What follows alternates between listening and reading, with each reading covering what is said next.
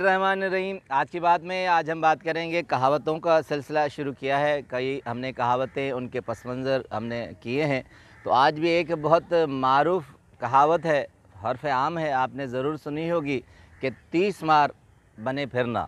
यानी कहते हैं कि बड़े 30 मार बने फिरते हो, 30 मार ख़ान बने फिरते हो। तो इसके पीछे हक़ाइक़ हैं, हकीकत है, किस लिए ये कहावत जन्म में आई है, बनी है। तो इसके लिए डॉक्टर कुरैश शरीफ अहमद कुरैशी साहब हैं, उनकी किताब है, उनमें उन्होंने सारी कहावतों की डिटेल दी है। उसमें वो लिखते हैं कि एक बूढ़ा सिपाही था, अपनी मुद्दत पूरी कर चुका मुलाजमत की, तो फ़ारिग हो गया, घर पे बैठा रहता था, काम नहीं करता था।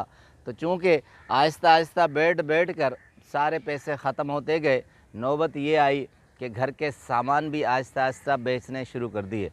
बीवी रोज़ उसे कहती थी, घर में खाने के लिए नहीं है, कब तक ये घर की चीज़ें बेचेंगे, तो तुम कोई काम करना शुरू कर दो। एक दिन नौबत ये आ गई कि घर के सारे सामान बिक गए, एक एक करके, कोई चीज़ न बची। तो आखिरकार मजबूर हो गए बूढ़े सिपाही। उन्होंने बीवी को कहा कि मेरे लिए नाश्ता तैयार करो, तो मैं निकलता हूँ काम के लिए। बीवी रात को मुँह अंधेरे उठी, अंधेरा था, और उसके लिए चूरी के लड्डू बनाने शुरू किए। बीवी ने कहा कि मैं तुम्हें नाश्ते के लिए लड्डू तैयार करके दे रही हूँ, 30 लड्डू तैयार करके दूंगी, 30 दिन सुबह नाश्ते में तुम खाना, दिन तो ऐसे तैसे करके कुछ न कुछ लेकर गुजर जाएगा। अब रात का अंधेरा था, जैसे ही उसने चूरी निकाली और उखली उठाई, तो उखली के अंदर छोटा सा एक सांप था, जो अंधेरे में उसे नज़र नहीं आया। अब चूरी को वो कूटने लगी, और उसके बाद उसने जब आहिस्ता आहिस्ता लड्डू बनाने शुरू किए, तो सांप भी उसी के साथ घुल मिल गया, वो जहर भी उसमें फैल गया। 30 के 30 लड्डू में जहर फैल गया, और उसने एक कपड़े की पोटली में 30 लड्डू बनाकर उस बूढ़े सिपाही अपने शौहर को दे दिए। अब सुबह सवेरे वो सिपाही जब निकला आहिस्ता आहिस्ता शहर की तरफ कि मैं काम काज ढूँढने के लिए शहर निकलूँ, जब शहर में से पहले एक घने जंगल में पहुँचा, शहर कुछ दूर था, तो वहाँ एक कुआं था। तो कुएं के पास ठहर गया कि मैं नाश्ता अपना कर लूँ। हो तो दोपहर चुकी थी, मगर लड्डू जैसे ही निकाला तो वहाँ से 30 रहज़न डाकू आ गए और उन्होंने उसे घेर लिया। अब उस सिपाही ने हाथ बांधने शुरू किए, कहा घर का सारा सामान बिक चुका था, मैं बेच कर आया हूँ, मेरे पास कुछ भी नहीं।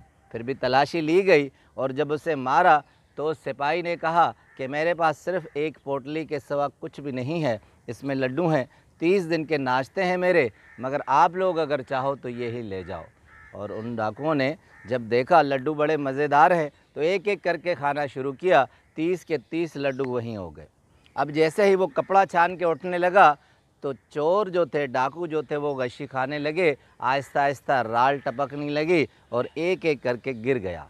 चूँकि उसमें जहर था, तो 10-15 मिनट के अंदर 30 के 30 डाकू जो थे वहीं ढेर हो गए। अब माजरा बूढ़ा सिपाही समझ गया, उसने अपनी सिपाहियाना दाव खेला। जैसे वो लड्डू वाला खाली कपड़ा था, उसने जेब से छुरी निकाली और सबके नाक और कान काट कर उस पोटली में बांध दिए। अब शहर की तरफ रवाना हो गया। शहर में जैसे दाखिल हो गया, तो शहर वालों ने उसे पकड़ा, कहा कि इस शहर का ये दस्तूर है कि जो भी नया शख्स आता है उसे बादशाह की दरबार में पेश किया जाता है, वो वहाँ अपना तारुफ करवाता है, फिर हम उसे इजाज़त देते हैं कि शहर में जाए। अब दरबार में पेश हो गया, बहुत से लोग भी वहाँ मौजूद थे। बादशाह ने उस बूढ़े सिपाही से पूछा कि तुम क्या हो, तुम्हारा नस्ल क्या है। तो उसने अपने आबा व अजदाद के किस्से सुनाए कि बड़े ही बहादुर थे, शुजा वाले थे। तो बादशाह ने जब सारे किस्से सुने, कहा कि तुम अपनी बताओ, तुम खुद क्या हो। उसने कहा मैं बहुत बड़ा सिपाही हूँ, बहादुर शुजात वाला सिपाही हूँ। मैंने अभी रास्ते में 30 डाकुओं को मारा है। अगर यकीन नहीं आता तो पोटली खोली, कान और नाक दिखाए, और कहा कि देखो, एक एक को चुन चुन कर मारा है, एक एक को भागने नहीं दिया, मैंने पूरा मसल मसल कर उनको मारा है। दरबार में बहुत वाह वाह होने लगी, और बादशाह ने कहा कि तुम्हें मालूम है कि ये 30 रहज़न डाकू कौन थे। इस 30 डाकुओं ने हमारी सल्तनत को हिला दिया था। ये कभी आते और झट से चोरी और डाका डाल देते, सैकड़ों लोगों को मारा था। ये तो इश्तिहारी थे, ये तो हमारे भी हाथ में नहीं आते थे।